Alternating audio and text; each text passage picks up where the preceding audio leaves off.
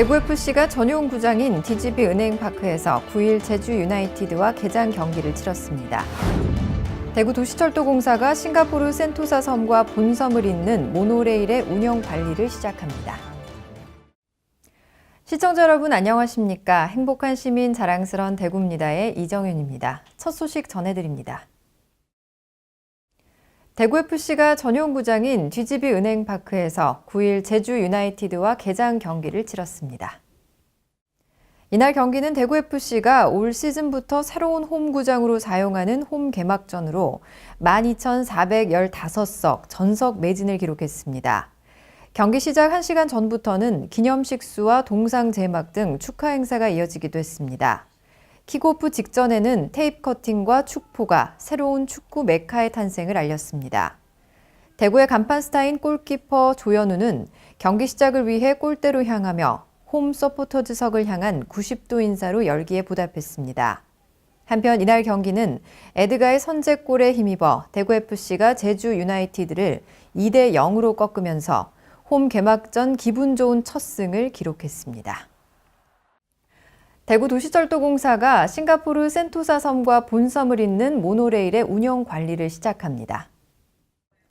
대구도시철도공사 현지 법인의 본격적인 사업 개시에 따라 3월 7일 디트로 싱가포르 현지 법인 개소식을 열고 대구시장과 대구도시철도공사 사장, 센토사 개발공사 대표 등이 안전 실천을 결의했습니다.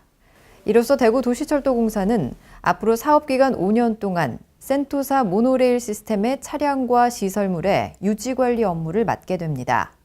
또 앞으로 사업을 확대할 계획으로 중정비 등의 운영 방안을 마련해 5년 뒤 포괄적인 운영과 유지 관리를 제안할 예정입니다. 대구에서 대중교통 운영 서비스가 수출된 첫 사례로 전국 최초로 도입돼 운영 중인 대구형 모노레일 운영관리 시스템의 우수성을 인정받아 해외로 진출하는 의미도 갖고 있습니다. 센토사 익스프레스는 싱가포르 본섬과 남쪽으로 약 800m 떨어진 센토사 섬을 연결하는 연장 2.1km의 모노레일이며 하루 평균 약 13,000여 명이 이용하고 있습니다. 이어서 한 주간 시정 단신을 알려드립니다.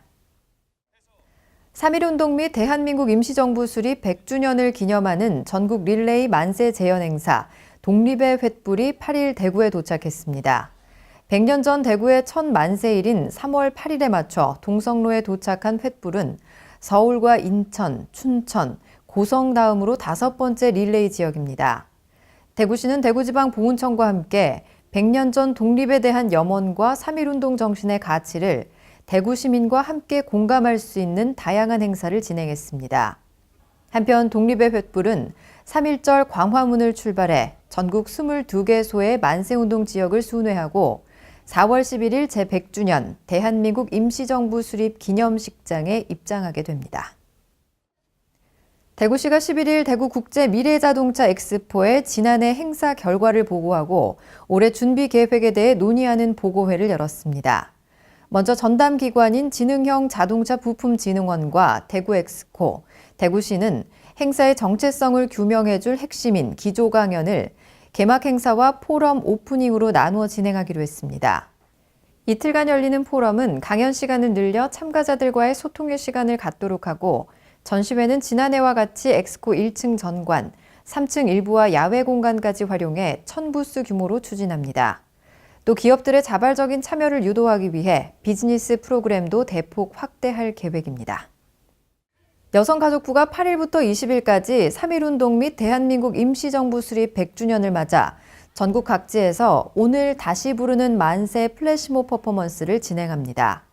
이는 1919년 만세운동의 주역이었던 학생들의 활약상을 재조명하고 되새기기 위한 취지로 참여학교 학생들과 함께 대사, 합창, 동작이 어우러진 만세소리 재현으로 기획됐습니다. 대구시는 지난 8일 신명고 학생들이 신명고 만세 기념탑과 90계단 만세길에서 플래시몹을 펼쳤습니다. 대구시가 7일 시청 별관에서 빅데이터 통합 플랫폼 구축 착수 보고회를 열었습니다.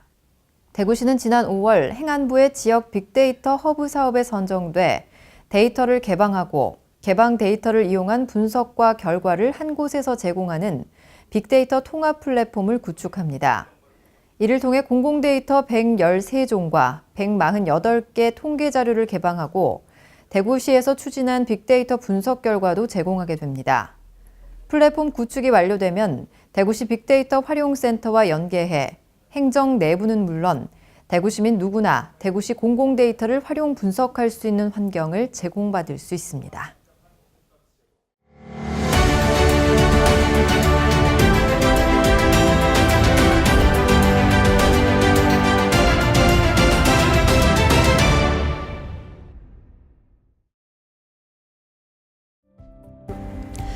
대구 중구의 이상화 고택 한 번쯤 들어보셨을 텐데요.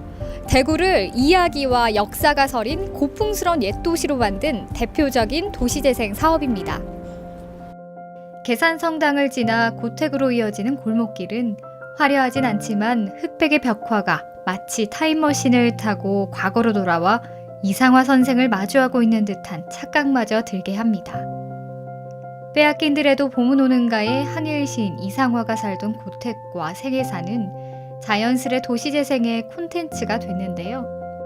중구는 이에 그치지 않고 콘텐츠를 공간에 담아내 생동감을 살렸습니다. 이상화 고택을 통해 역사적 인물들의 이야기를 제시하는 이른바 스토리텔링의 공간화 전략이죠. 고택 내부 곳곳에는 그가 생전에 사용했던 물건과 각종 자료가 전시되어 있어 이상화 선생의 생애와 작품 세계를 둘러보고 이해하는 데 도움을 주는데요. 고택 앞에는 1년 뒤 발송되는 느린 우체통이 있어 여행의 재미를 더해줍니다. 마당에는 대표작 빼앗긴 들에도 봄은 오는가와 역천의 시비가 나란히 세워져 있어 오가는 이로 하여금 발걸음을 멈추게 합니다. 고택 마당에서는 야외 연극, 이상화 문학제, 문학 공연 등이 펼쳐지는데요.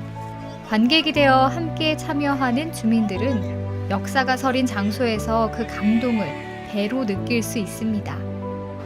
이상화 고택은 개발로 허물어질 뻔한 위기에 처했지만 시민들의 서명운동 및 후원으로 2008년부터 시민들에게 개방되어 현재까지 보존되고 있습니다. 적절한 스토리텔링과 적극적인 주민 참여를 통해 완성된 이상화 고택. 올 봄에는 이상화 선생의 발자취를 따라 이곳을 걸어보는 것도 좋을 것 같습니다. 이어서 대구 게시판입니다. 지역 내 청년들의 취업난과 중소기업 구인난 해소를 위해 대구시가 청년 일꾼 채용 지원 사업을 시행합니다. 지역의 제조업종 분야 중소기업이 청년 미취업자를 정규직으로 신규 채용할 경우 인건비 월 160만 원을 지원하는 사업이며 올해 225명의 청년 일자리를 지원할 예정입니다. 참여 기업의 신청 자격은 대구시에 소재한 고용보험 피보험자 2인 이상 제조업 및 대구시 5대 신성장 동력산업 분야 등에 해당하는 중소기업으로 만 39세 이하 대구 거주 미취업 청년입니다. 참여 희망 기업은 3월 11일부터 22일까지 운영기관의 신청서와 관련 구비 서류를 이메일로 제출하면 됩니다. 미세먼지가 하늘을 뒤덮고 꽃가루가 날리는 시기에는 눈 알레르기를 조심해야 하는데요. 오염된 손으로 가려운 눈을 비비는 행동은 오히려 증상을 악화시킬 수 있으니 인공 눈물이나 점안액을 넣거나 아침 저녁으로 미지근한 물에 눈을 감은 채 얼굴을 담그고 눈꺼풀을 마사지해주는 것이 좋다고 합니다. 뉴스를 마칩니다. 시청해주신 여러분 고맙습니다.